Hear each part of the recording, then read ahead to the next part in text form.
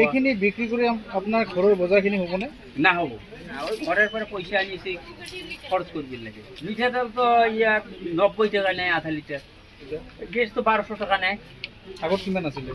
আগত কম আছিল, বস্তুর দাম পুরো বাড়িয়েছে। এইটো বিষয়ে আপুনি কিবা ক'ব নেকি? আমার তো বিরাট অসুবিধা হয়ে যায়।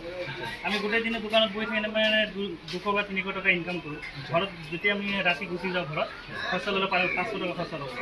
তেতিয়া আমি লোন লৈ পিনে ব্যৱস্থা কৰি আছোঁ। তেতিয়া গেছ চিলিণ্ডাৰ ল'ব গ'লে 1200 টকা লাগে।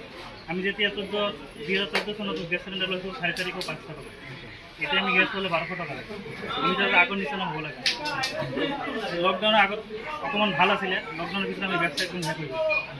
এতিয়া আমি ইয়াত বহি থাকি এক বস্তা পিঁয়াজ 50 কেজি পিঁয়াজ বিকোতে আমাৰ এক সপ্তাহ চলিব। এক বস্তা পিঁয়াজ হৈছিলে আমাৰ 400 টকা লাভ।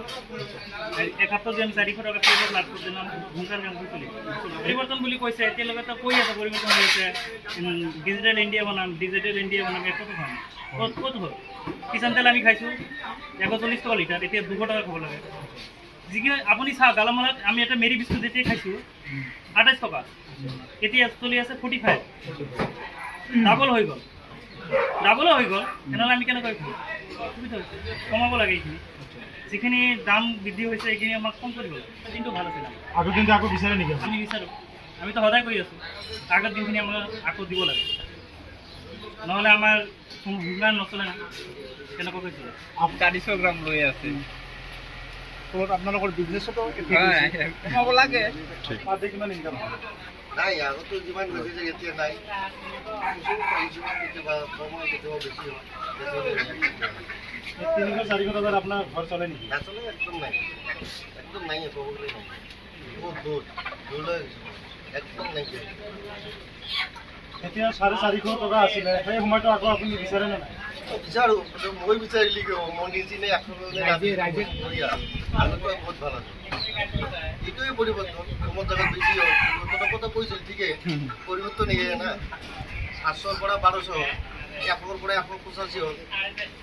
ক'ত 40 টকা মাংস খোৱা, এতিয়া 60 টকা 70 টকা হ'ল। পৰিৱৰ্তন হোৱা ভালে কৈছে, বেয়া কোৱা নাই, পৰিৱৰ্তনে কৰিছে। ঐ ঋণী হয়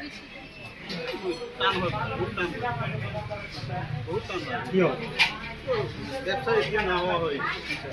আগের নিচিনা ব্যবসা নাই, ব্যবসা নাই। এতিয়া কাঁচা সবজির বাজারও বেশি, মার্কেটিং বেশি, বাজার চলার নাই।